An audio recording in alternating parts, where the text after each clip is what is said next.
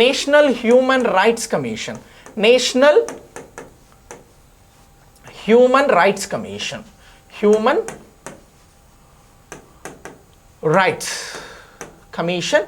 So దీనికి సంబంధించి ఇది రిపోర్ట్ అడిగిందిరా. ఎవరిని రిపోర్ట్ అడిగింది అని అంటే ఇగో ఒకటి మినిస్ట్రీ ఆఫ్ హోమ్ రా, మినిస్ట్రీ ఆఫ్ హోమ్ అంటే అమిత్ షా గారు బాధ్యతలు నిర్వహిస్తున్నటువంటి కేంద్ర హోం మంత్రిత్వ శాఖని, దీంతో పాటు ఒక 6 రాష్ట్రాలని, మావోయిస్టు ప్రభావిత రాష్ట్రాలైనటువంటి 6 రాష్ట్ర ప్రభుత్వాలని ఏమడిగింది అని అంటే రిపోర్ట్ అడిగింది. దేని మీద అడిగింది? సల్వా జుడూమ్ మీద అడిగిందిరా. ఈ సల్వా జుడూమ్ అంటే ఏంటి ఒకసారి మాట్లాడదాం. ఇగో ఈ సల్వా జుడూమ్ అనేది ఎందుకోసం తీసుకురావడం జరిగింది అని అంటే ఎవరైతే మావోయిస్టులు ఉంటారో ఈ మావోయిస్టులకి సంబంధించినటువంటి కదలికలు, ఈ మావోయిస్టుల్ని అంతం చేయడానికి ఇగో ఈ సల్వా జుడూమ్కి ఏమి ఇచ్చారు అని అంటే వెపన్స్ ఇవ్వడం జరిగిందిరా. వెపన్స్, ఆయుధాలు ఇచ్చారు.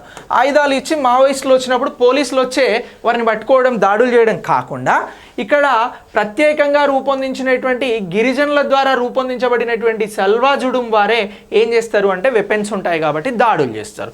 సో ఈ దాడుల వలన గిరిజనులు వారికి ఉన్నటువంటి హక్కులను కోల్పోతున్నారు. గిరిజనులకి అందాల్సినటువంటి సంక్షేమ ఫలాలు అందడం లేదు, అటవీ హక్కులు లేవు అని చెప్పేసి ఒక పిటిషనర్ ఈ హ్యూమన్ రైట్స్ కమిషన్కి వెళ్ళడం జరిగిందిరా. వెళ్తే ఈ హ్యూమన్ రైట్స్ కమిషన్ ఏమన్నది అని అంటే ఈ సల్వా జుడూమ్కి సంబంధించినటువంటి అంశాల మీద కేంద్ర హోంమంత్రిత్వ శాఖ ఆ రాష్ట్ర ప్రభుత్వాలు నివేదికను ఇవ్వాలి అని చెప్పేసి కోరడం జరిగింది. ఈ సల్వా జుడూమ్ని ఎక్కువగా ఎంకరేజ్ చేసినటువంటి రాష్ట్రంగా దేన్ని గుర్తిస్తారు అని అంటే ఛత్తీస్గఢ్ని గుర్తిస్తారు. ఇగో ఈ ఛత్తీస్గఢ్ రాష్ట్రానికి సంబంధించి మీరు సల్వా జుడూమ్ని పెంచి పోషిస్తూ ఉన్నారు, ఈ సల్వా జుడూమ్కి ఆయుధాలు ఇచ్చేటువంటి ఉద్దేశాన్ని మీరు వెంటనే మానుకోవాలి అని చెప్పేసి సుప్రీంకోర్టు హెచ్చరించడం జరిగిందిరా. ఎప్పుడు హెచ్చరించింది అని అంటే సుప్రీంకోర్టు 2011లో ఇగో ఈ సుప్రీంకోర్టు ఏం చెప్పింది అని అంటే సల్వా జుడూమ్కి ఛత్తీస్గఢ్ ప్రభుత్వము ఎలాంటి ఆయుధాలు ఇవ్వద్దు అని చెప్పేసి చెప్పడం జరిగింది.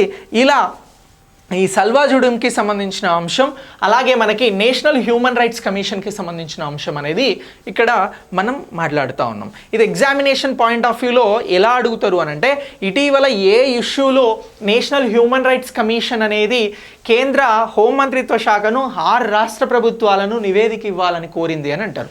అప్పుడు మనం చెప్పాల్సినటువంటి ఆన్సర్ సల్వా జుడూమ్.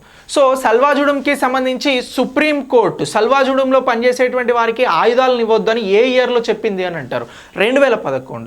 సో ఇలా ఈ 2 అంశాలను కూడా ఎగ్జామినేషన్ పాయింట్ ఆఫ్ వ్యూలో మనం గుర్తించాల్సి ఉంటుంది. Very very important examination point of వ్యూకి సంబంధించి. ఇక నెక్స్ట్